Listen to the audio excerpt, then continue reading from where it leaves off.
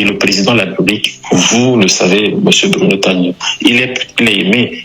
C'est peut-être pas un homme parfait, mais je pense aussi que ce qui se passe autour de lui, l'action que nous menons aujourd'hui en demandant à ce qu'il y ait un congrès qui sera forcément couvert aussi par votre chaîne de télévision, les débats seront publics, ça va démêler le vrai et le faux.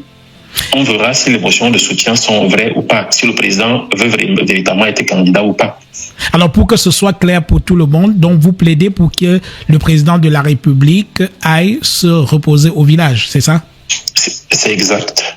Oui. En plein flonflon des 40 ans du parti au pouvoir, un militant, Léon Teller Onana, conseiller municipal RDPC à la commune de Monatélé, a décidé de saisir le juge des référés pour exiger la tenue du congrès ordinaire de son parti. Pour lui, le mandat du président national du RDPC est échu depuis 2011 et il n'est plus qu'un président de fait. Léon Teller Onana a multiplié des sorties depuis quelque temps pour dénoncer à la fois l'illégalité et l'illégitimité en l'état actuel d'une éventuelle candidature à l'élection présidentielle d'octobre 2025 de Paul Biya, aujourd'hui âgé de 92 ans, dont presque un demi-siècle passé à la tête du Cameroun. Jusqu'où peut aller ce militant presque rebelle du RDPC? La justice camerounaise, face à l'évidence, peut-elle se surpasser? Nous poserons ces questions et d'autres à notre invité Léon Teller Onana. Merci de rester fidèle à Naya TV. Merci de regarder Autant le dire.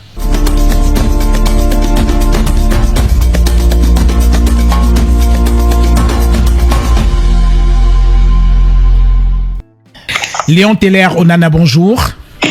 Bonjour Jean-Bruno, bonjour à vos millions de téléspectateurs et bonjour au peuple camerounais et à ceux qui vont nous écouter à travers le monde.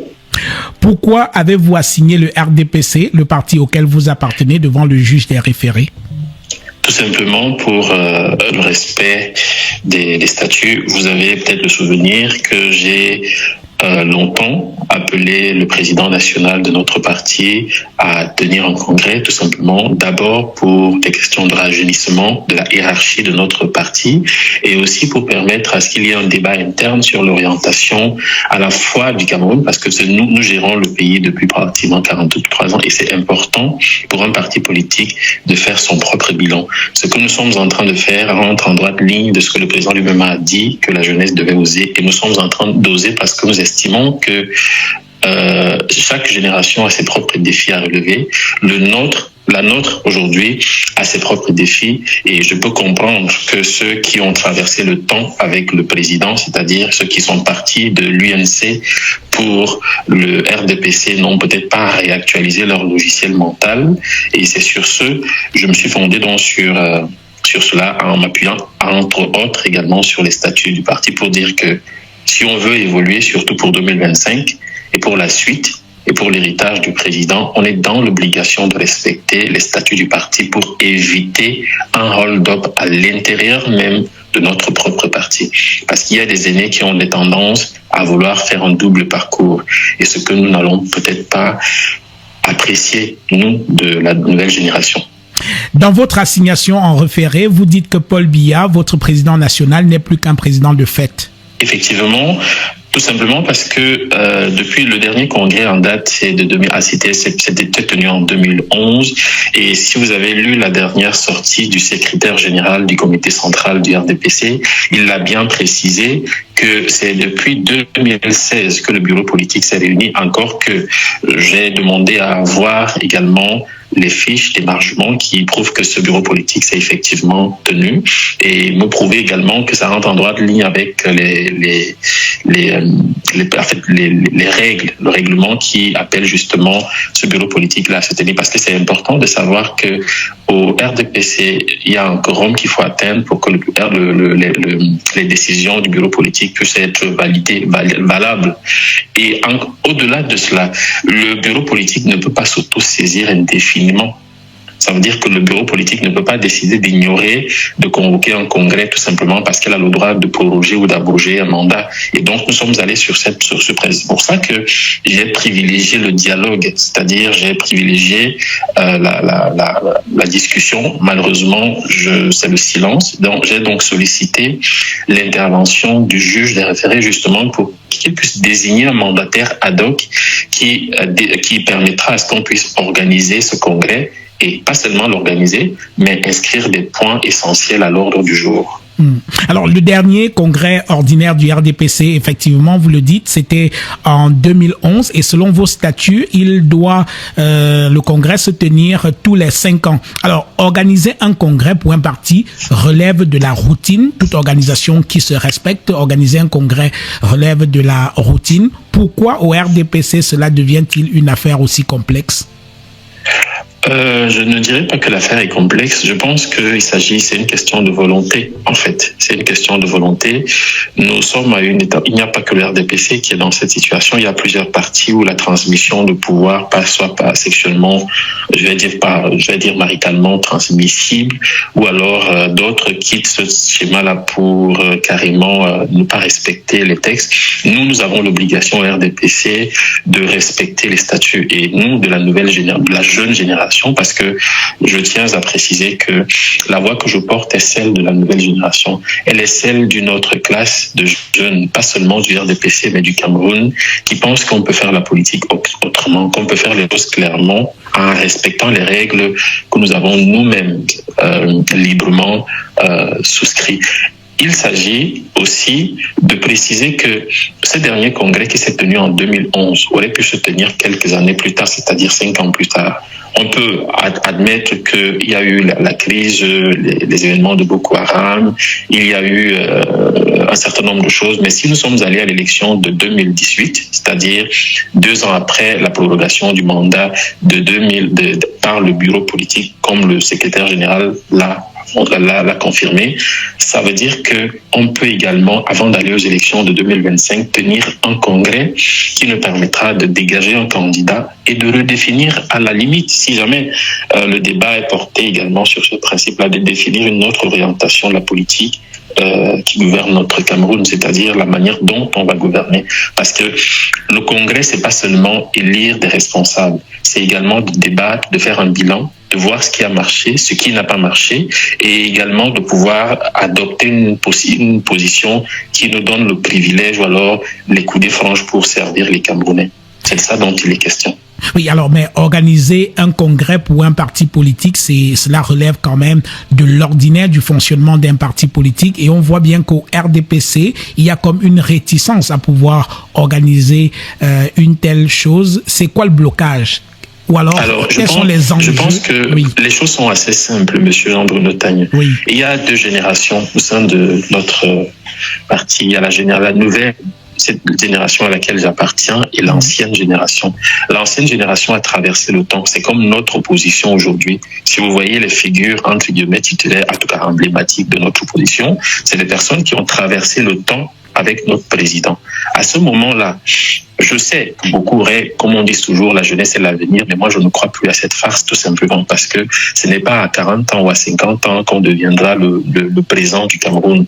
Quand on sait que ces aînés-là, pour certains, ont eu des postes de responsabilité, ont contribué à la construction du Cameroun à 26 ans.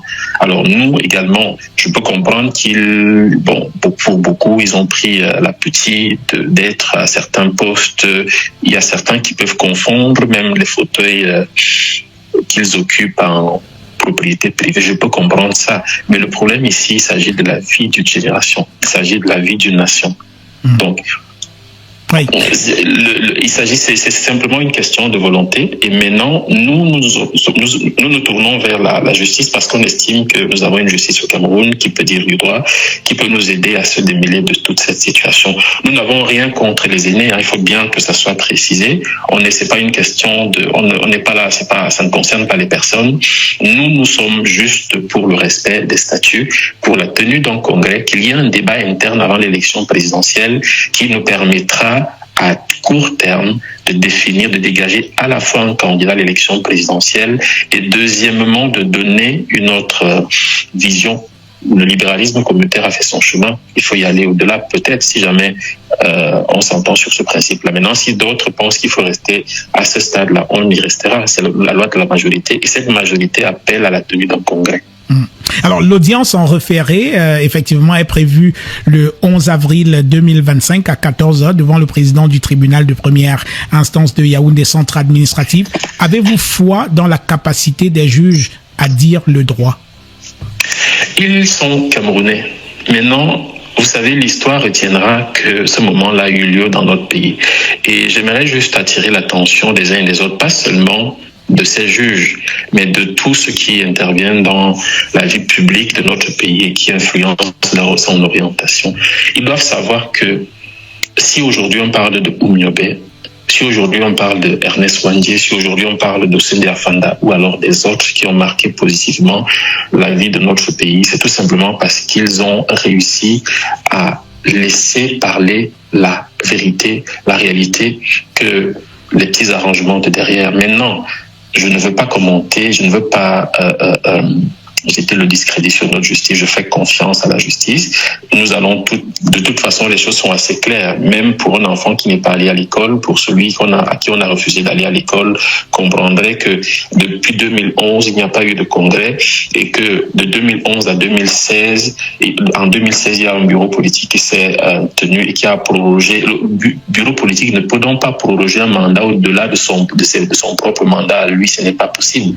Donc, je pense que le juge dira tout simplement le droit et il nous permettra d'aller à ce congrès-là, de tenir ce congrès. Je fais confiance totalement à la justice. Maintenant, si par la suite on se retrouve avec un autre esprit, nous allons aviser, j'ai un conseil qui pourra s'exprimer là-dessus.